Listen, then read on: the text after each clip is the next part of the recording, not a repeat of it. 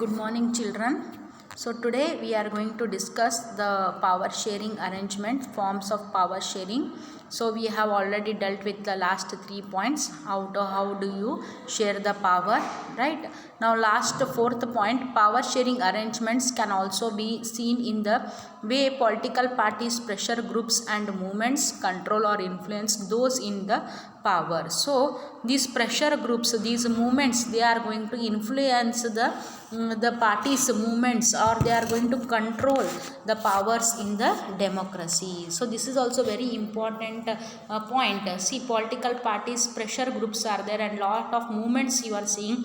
Because of them, what happens now, you are seeing the farmers movement going on, the farmer strike going on in our country. So these are the movements, these are the pressure groups which influence the decisions of the decisions in the democracy.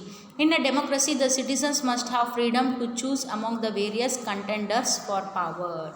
So if there is no competition, see, if only one MLA is always getting elected, that means there is no competition in the democracy. So how you feel the beauty of the democracy, how you find something interesting, something what you can see very much happening, the things happening in the country. You see lot of developments come up in the country when there is a competition among the leaders, when there is a competition among the contenders. So various contenders must come up and they must stand in the election. Then only we can see there will be the fair competition. There will be what lot of developmental activities which can be carried out in our country.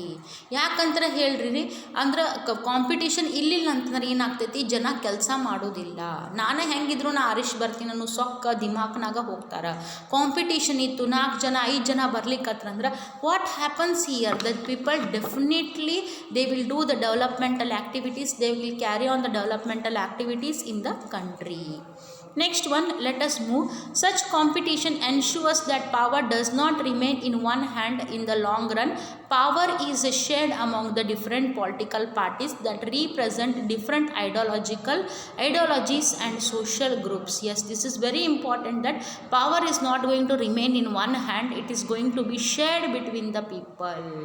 It is going to be shared between the different political parties that represent different ideologies and the social groups. You have seen before the BJP party in Karnataka, who was ruling us? The Congress and the JDS. Before that, who was ruling us? It was the Congress party.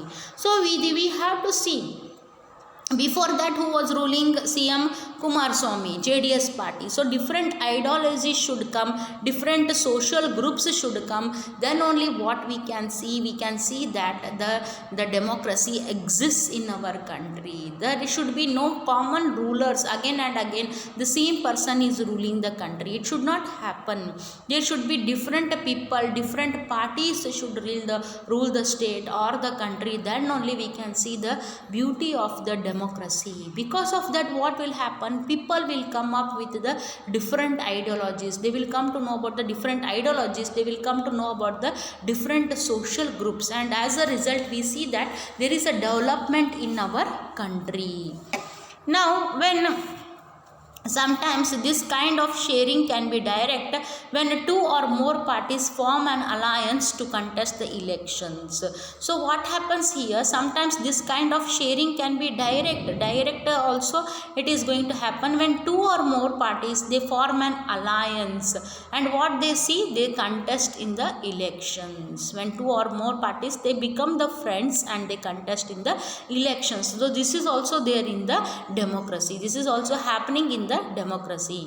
If their alliance is elected, they form a coalition government and thus share power. So here already last year you have learned what is coalition government, where one party is not getting the majority seats. That time it combines with the another party and it makes the eligible seats to form the government. So that government we are going to call it as a coalition government, and that where we are seeing, and thus what they do, they share the power between themselves. In a democracy we find interest groups such as those of the traders, businessmen, industrialists, farmers and industrial workers. So in a democracy what we are finding the interest groups are there such as those of the traders, businessmen, industrialists, farmers and industrial workers.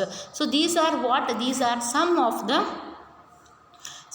them, these are there in the democracy. And what we see, these traders, businessmen, industrialists, farmers and industrial workers all together, these are all working for the government, they are working for the democracy. They also will find a share in the governmental power either through participation in the governmental committees or bringing influence on the decision making process. Yes, because of the farmers, there are a lot of farmer laws has been there. Now Yediyurappa ji in our state, he has made a separate farmers budget. This year he has kept the separate farmers budget also.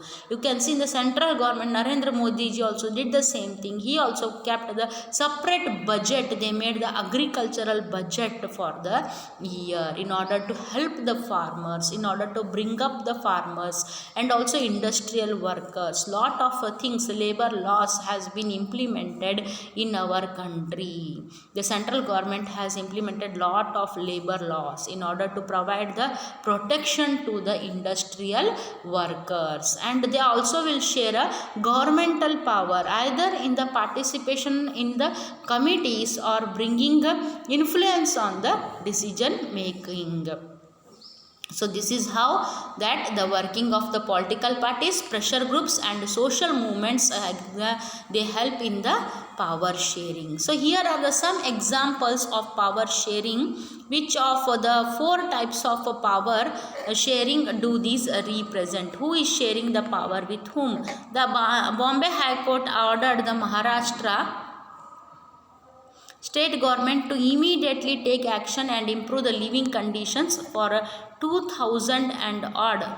Oh, this is the end of the chapter. This is nothing, right? This is over. Okay children, this is the end of your chapter power sharing, chapter first in the democratic politics. Read all the question and answers, 1 mark question answers, MCQs and 3 marks question and answers, 5 marks question answers from all-in-one social science book without fail. After reading them, close the book and try to write down the answers on your own. Please practice it. Do not negligent it. Daily if you do one chapter also, if you do 2 days for 1 chapter, you are going to finish it within the 30 days or 40 days. You are going to complete the whole chapter, because how many are there? Only 11 chapters are there for the exam. So 11 2s are 22 days. If you take 3 days also, within 30 days you are going to complete the social science revision as well as the social science portion. So children, as soon as I complete the chapters, please sit in home and read all the things, notes, everything which is there in the all-in-one social science book. Okay children, this is the end of the chapter. So second chapter is about the federalism. What is federalism? Let us see here. I am confused. What do we call the Indian government? Is it union, federal or central? So what is the federalism? Let us see. Let us get back to the contrast between the Belgium and Sri Lanka. We saw in the last chapter, you would recall that one of the key changes made in the constitution of Belgium was to reduce the power of the central government and give these powers to the regional governments. Regional governments existed in Belgium even earlier.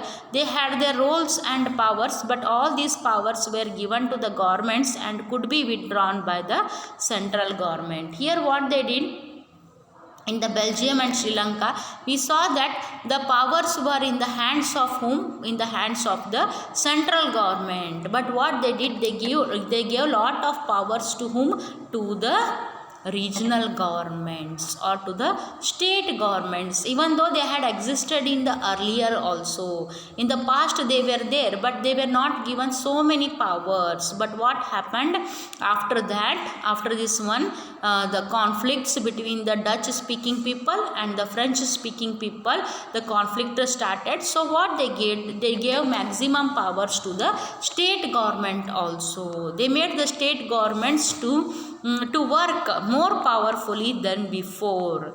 But all these powers were given to these governments could be withdrawn by the central government at any time. They can withdraw the powers, they can take back the powers when they find it there is a misuse of powers, when they find it there is something problem in the usage of the powers. That time they can take back the powers. The change that took place in 1993 was that the regional governments were given constitutional powers that were no longer dependent on the central government. The powers which the government has given, the changes that took place in 1993 was that the regional governments were given what? Constitutional powers were given to them that were no longer dependent on the central government. Thus, Belgium shifted from a unitary government to unitary government to what? To a federal form of government. Sri Lanka continues to be, for all practical purposes, a unitary system where the national government has all the powers. Tamil leaders want Sri Lanka to become a federal system. Here what happens, for practical purposes there is a practical problems, right? So that in Tamil Nadu still they are following what? Unitary system of government where the national government has all the powers, right? National government is having all the powers. Tamil leaders want Sri Lanka to become a federal system. What the Tamil leaders want? They want the Sri Lanka to become what? Federal system. Federalism, let us underline it now. Federalism is a system of government in which the power is divided between a central authority and various constituent units of the country. Federalism andre enri? ಇಲ್ಲಿ central government ಕಡೆ ಅಷ್ಟ powers ಇಲ್ರಿ, ಆ ಪವರ್ಸನ್ನು divide ಮಾಡ್ಯಾರ. They have divided the powers to the state governments are here you can see in the as per this meaning various constitutional units of the country, that is the state governments, various constitutional units, small units. The division of the power is done here from the central government to the various units of the constitutional units of the country. Usually a federation has two levels of government. One is the government for the entire country that is usually responsible for a few subjects of common national interest. So it is the federalism is divided, the government for the entire country, the government for the entire country, and what that is usually responsible for what? For a few subjects of common national interest. The others are the governments at the level of the provinces or state that look after much of the day-to-day administering of their states. So here the subjects, there are two subjects here. One subject is divided into for the entire country and is usually responsible for a few subjects. It is responsible for what? The levels of the government. There are two levels of government. One level of government, what happens? It is for the entire country and there they have few subjects of the common national interest. For example, national defense, right? These are the subjects, few subjects which are under the common national interest. The others are the governments at the levels of the provinces or their state list, or that look after day-to-day administrating of their state. For example, police department and all, day-to-day administering of the state. Both these levels of government enjoy their powers independent of the other. So they are enjoying their powers independent of the other. There is no sharing of power. This power, central government has its own powers and the state government has its own powers, right? In this sense, federations are contrasted contrasted with unitary governments. So what happens here? Federations are contrasted with the unitary governments. Unitary governments means under the unitary system, either there is one level of government or the subunits are subordinates to the central government. So in unitary system of government, what is happening? There is only one level of government or subunits are there, are subordinates to the central government. How are the subordinates working? They are the subordinates to the central government. But in federal system, they are not the subordinates to the central government. But here what happens? Here there is only one level of a government and all the subunits, they are the subordinates to the central government. The central government can pass on orders to the provincial or the local government. So what they will do here, the central government can pass the orders to whom? To the provincial or the local government. So who is going to pass the orders? The central government is going to pass the orders to the local governments or to the what happens here, or to the some of the provincial governments. The central government can pass on orders to the provincial or the local governments, but in a federal system, the central government cannot order the state government to do something. Here, the central government is unable to order something to the state government to function like this, to do like this. It cannot order it. State government has the powers of its own for which it is not answerable to the central government. So state government is having its own powers to function. It is not liable to always answer the central government because it has its own powers. It has the power of its own. It is a own functioning body. It is not always answerable to the central government. Both these governments are separately answerable to the people. So both these governments are separately answerable to the people. State governments, they are separately answerable to the state people. Central government is separately answerable to the whole entire country population. So let us look at some key features of the federalism. So what are the key features of federalism? Very important 3 marks question here it is. What are the key features? Sometimes they ask for 5 marks question also. What are the key features of the federalism? There are 2 or more levels or tiers of the government. What is that? There are 2 or more levels or tiers of the government. Different tiers of government govern the same citizens, but each tier has its own jurisdiction in specific matters of legislation, taxation and administration. So different tiers of government govern the same citizens. They are governing the same citizens, but each tier has its own jurisdiction, right, in specific matters of the legislation, taxation and administration. So here there are 2 or more. First feature is there are 2 or more levels of the government or tiers of the government. Different tiers of the government govern the same citizens, but each tier has its own jurisdiction in the specific matters of the legislation, taxation and administration. So own jurisdiction in specific matters, especially in the specific matters of legislation, taxation and administration, right. The jurisdictions of the respective levels or tiers of government are specified in constitution, so the existence and authority of each tier of government is constitutionally guaranteed. Here each tiers of the government, what it is constitutionally guaranteed. Constitution has given the guarantee for each tiers. Different tiers of the government, they are governing the same citizens. What happens in the matters of legislation, taxation and administration? There are different tiers of the government for the same citizens. But what happened here? The federalism is providing them constitutional guarantee also.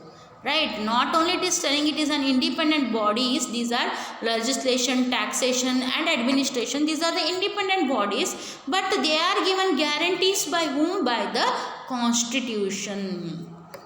The fundamental provisions of the Constitution cannot be unilaterally changed by one level of government. So whatever the fundamental provisions of the Constitution are there, they cannot be unilaterally changed. They cannot be changed by one level of government. Such changes requires the consent of both the levels of the government. It has to take the consent, or it has to take the permission of both the levels of the government. The fundamental provisions of the Constitution cannot be unilaterally changed by only one level of government. Such changes requires what? The consent of the both the levels of the government. Courts have the power to interpret the Constitution and the powers of the different levels of the government. So court, it may be the Supreme Court or the High Court, they can interpret, they can interfere where in the different levels of the government they are able to interfere. The highest court acts as an umpire if the dispute arises between the different levels of government in the exercise of their respective powers. So different levels of government ಅಲ್ಲಿ ಏನಾದರೂ problem ಆದ್ರೆ, disputes ಆದ್ರೆ, conflicts ಆದ್ರೆ, who is going to exercise the power? It is the court. So Kaveri ವಿವಾದ ನಿಮಗೆಲ್ಲ ಗೊತ್ತೈತಿ. It is always, the fight is always with the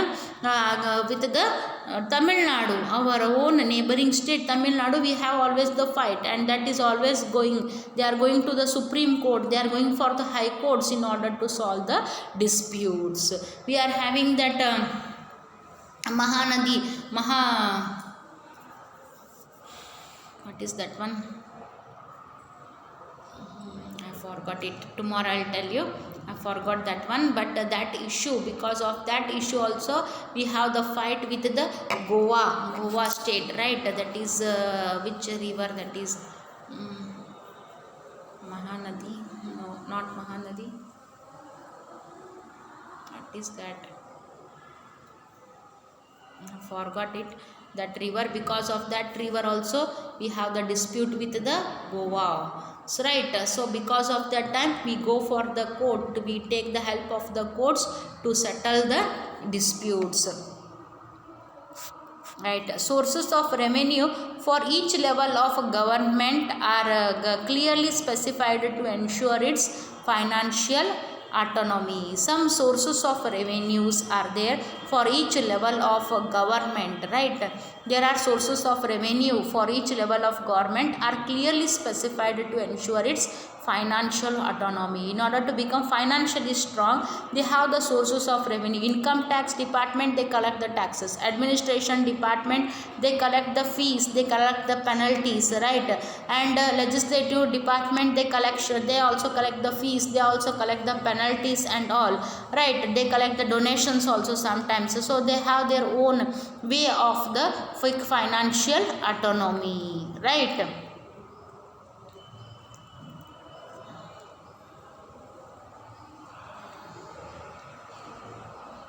The federal system thus has dual objectives. So the federal system thus has the dual objectives. This is also very important 3 marks question. What does the federal system, what are the objectives of the federal system type of government? So first one, to safeguard and promote the unity of the country while at the same time accommodate regional diversity. So what? To safeguard and promote the unity of the country. So whatever the unity of the country should be promoted. And what happens here? While at the same time accommodate regional diversities. And region wise we are separate, but we should not be divided on the basis of the regions. Tamil Nadu one state, Andhra one state, Goa one state, Karnataka is one state, Maharashtra is one state, but we should not get ourselves divided based on the boundaries of the state.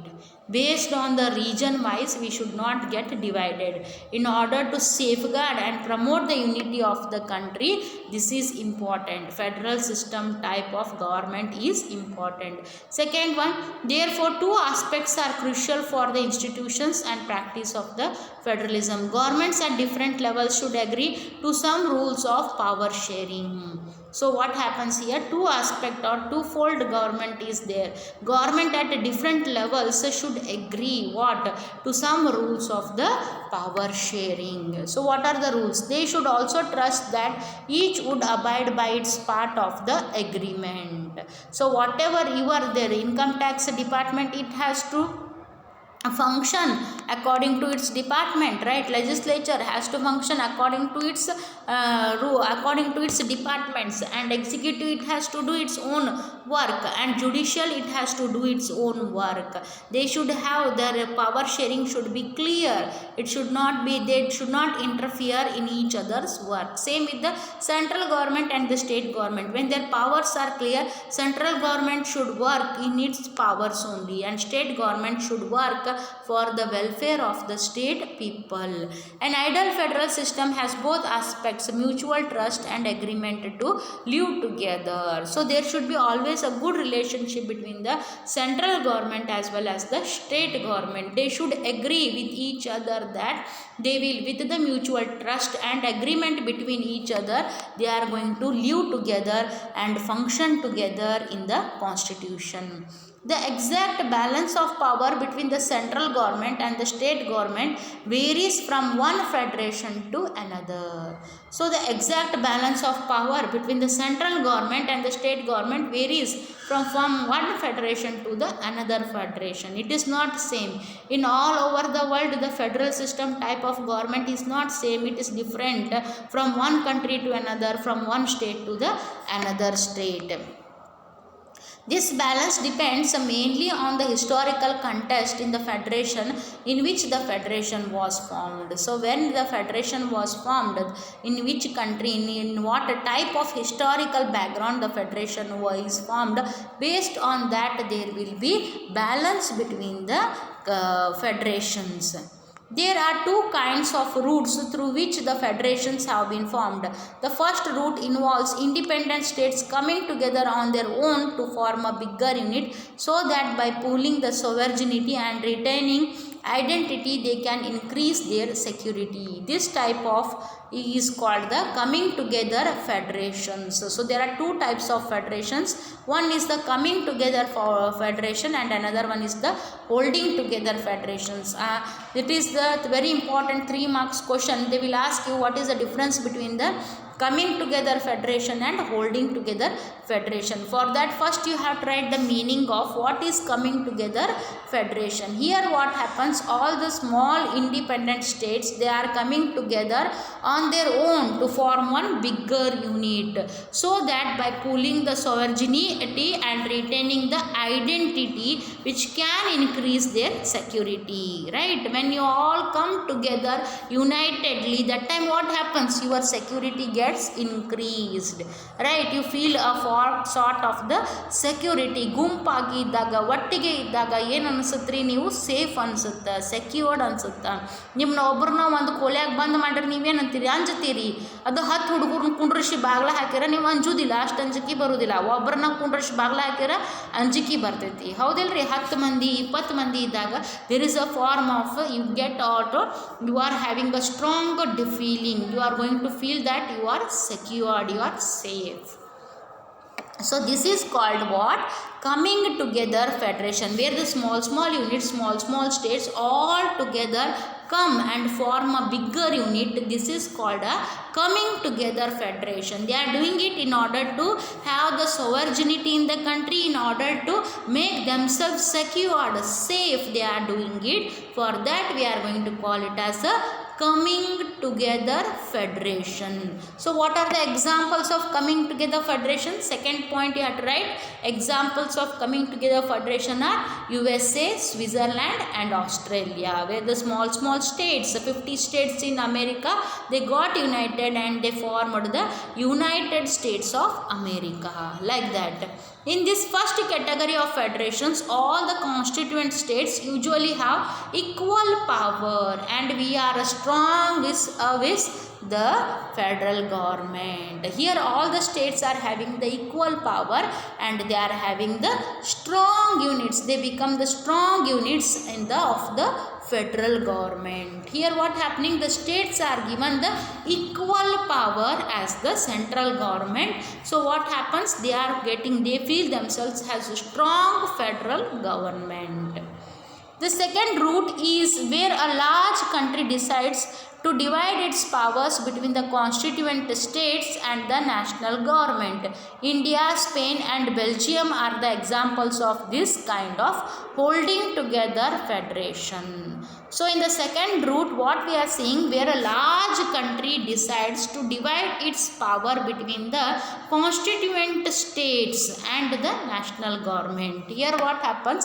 The power is divided between the constituent states and the national government. So that we are going to call it as a holding together federation. Example are the India, Spain, Belgium. In this second category, what happens? The central government tends to be more powerful than the states. There what happened? In the coming together federation, state governments had the equal powers as the central government. Allenatri state government to central government equal powers iduri, same powers iddu. But holding together federation again ಆಗ್ತಾ ಇದೆ ರೀ. The national government has more powers compared to the state government. State governments have less powers, central government has the more powers. Very often different constituent units of the federations have unequal powers. Some units granted the special powers. Here what happens? Some units are getting the special powers. Next, let us see what makes India a federal country. So what is making India a federal country? Let us see.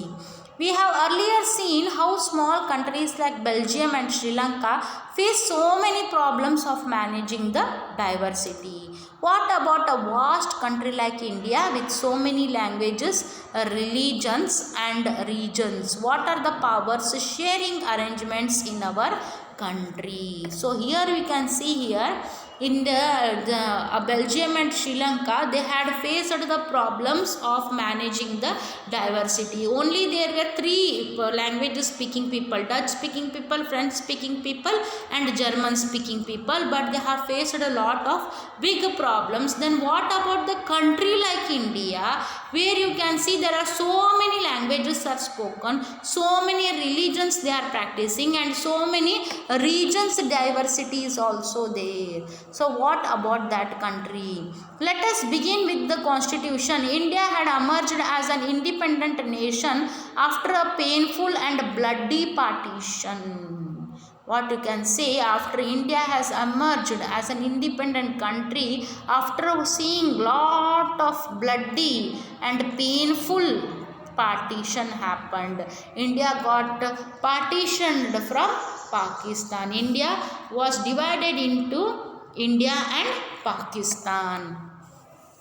Soon after independence, several princely states became a part of the country. So several princely states were there who were ruled by the kings and the queens. They all joined together and became India. The constitution declared India as a union of states. So what the constitution did, it declared India as the union of the states. Although it did not use the word federation, the Indian Union is based on the principles of federalism. Although we are not using the word federation, but what happens here, the Indian Union is based on the principles of the federalism. Let us go back to the 7 features of federalism mentioned above. We can see that all these features apply to the provisions of the Indian Constitution. The Constitution originally provided for a 2-tier system of government. The union government, or what we call the central government. Here the Constitution has originally provided 2-tier system of government, in which we are going to call one as the union government, or what we call the central government, representing the Union of India and the state governments. So how we are having the 3-tier system: Here first one is the union government or the central government, and second one is the state government. Later a third tier of federalism was added in the form of panchayats and municipalities. So here we have a three-tier government. The first one is the central government or the union government, and second tier is the state government. And in order to have good functioning of these governments, the government introduced another tier of or another form of government, that is the panchayats and the municipalities. As in any federation, these different tiers enjoy separate jurisdictions. They have separate offices, they have separate buildings, they have separate employees who are working in these departments, right? Let us see, the constitution clearly provided a threefold distribution of the legislative powers between the union government and the state government. How is the division here? The division is clearly provided for a three-tier system. I already told you, the first tier is what? Union government or central government. Second tier is what? State government. Third tier is the municipalities, panchayats and municipalities. So this is the three-tier government which all have the separate jurisdictions. These three tier enjoy the separate powers. They have separate buildings. They can conduct separate meetings. They are having the separate offices. They are having the separate employees who are working under these three tiers. Now the constitution, what it has done, it has clearly provided a threefold distribution of the legislative powers. Legislative means what? Where you are going to make the rules and regulations of the country, where you are going to make the laws of the country, that the laws should be obeyed or followed by each and every citizen of the country. Right, this is done threefold distribution of the legislative powers between what? Between the union government and the state government. Threefold legislative powers na divide madarri. Yadadri, one is the union government and another one is the state government. Thus it contains three lists. Union ಗೌರ್ಮೆಂಟ್ನಾಗ state ಗೌರ್ಮೆಂಟಿಗೆ 3 ಲಿಸ್ಟ್ನ ಕೊಟ್ಟಾರಿ. What are they? Union list, state list and third one is the concurrent list. So these are the 3 lists which are given to the state government as well as the central government. Right? Let us see union list. Union list, it includes the subjects of the national importance such as defense of the country, foreign affairs, banking, communications and currency. These are included in this list because we need a uniform policy on these matters throughout the country. So union list, it contains the subject especially which are of national importance, which are related to the whole country, which are related to the people of whole country. Hole country people ಅಂದರೆ ಆಂಧ್ರ ಪೀಪಲ್ಗೂ ಬೇಕು ರೀ, ತಮಿಳಿಯನ್ಸ್ಗೂ ಬೇಕು, right, ಕನ್ನಡಿಗಾಸಿಗೂ ಬೇಕು, ಗೋವಾ ಪೀಪಲ್ಗೂ ಬೇಕು. Every one needs them. Right, they are the related to what? Defense, it is for the whole country. Foreign affairs for the whole country. Banking for the whole country. Communications for the whole country. Currency for the whole country. All these 5 subjects, right, these are required for the entire country. Idi country ge ee subjects ಬಗ್ಗೆ ಮಾಡಿದಂತ rules and regulations, they are the same for the whole country. ನನ್ನ ಜೋಡಿ ಹೇಳ್ರಿ, union ಲಿಸ್ಟ್ನಾಗ ಯಾವ subjects ಬರ್ತಾವ್ರಿ? It is the defence of the country, foreign affairs, banking, communication and currency. Union ಲಿಸ್ಟ್ನಾಗ ಯಾವ ಸಬ್ಜೆಕ್ಟ್ಸ್ ಬರ್ತಾವ್ರಿ? Very important question. This is a 3 marks question. Union ಲಿಸ್ಟ್ನಾಗ ಯಾವ ಸಬ್ಜೆಕ್ಟ್ಸ್ ಬರ್ತಾವ್ರಿ? Defence of the country, foreign affairs of the country, banking, communications and currency. These are related to the entire country. These subjects are related to the entire country, not only for one state but for all the 29 states of our country. Next one, they are included in this list because we need a uniform policy on these matters. Uniform means, I told you, everywhere the same policy. For that sake, this is included. These subjects are included in the union list. Union government alone can make laws relating to the subjects mentioned above in the union list. Who are going to make the laws here? Only it is the union government or the central government is going to make the laws relating to these subjects. Illi laws yaar ಮಾಡ್ತಾರ್ರಿ, ಯಾರ್ rules and regulations ಮಾಡ್ತಾರ? These are done only by the union government or the central government of the country. Lakh ಕೊಡ್ರಿ, ಇಲ್ಲೇ very important 3 marks question. ಇದು 3 subjects ಆಗಿ divide ಮಾಡ್ಯಾರ federal ಗೌರ್ಮೆಂಟ್ನಾಗ. That is the first one is the union list, state list and the concurrent list. Union ಲಿಸ್ಟ್ನಾಗ there are subject, it includes the subjects of national importance of the country which should be of the same. The rules and regulations of these subjects should be same for the whole country. What are the subjects in it? Defense of the country, foreign affairs, banking, communications and currency. And they are included in this list because what we need a uniform policy, uniform policy on these matters throughout the country. Alla states gu same irbeಕ್ರಿ ಇದು. ಅದಕ್ಕೆ it is included where in the union list. The union government only can make the laws relating to the subjects mentioned in the union list. Union list ಯಾರು laws ಮಾಡ್ತಾರೆ, ಯಾರು rules and regulations ಮಾಡ್ತಾರೆ? It is only the central government. State government will not interfere. State government has no power to make the laws, right? It is who is making the laws or concerned to these subjects: defense of the country, foreign affairs, banking, communications and currency. Who is making the laws? It is the central government or the union government. About the state list we will continue in the next class. Thank you, children.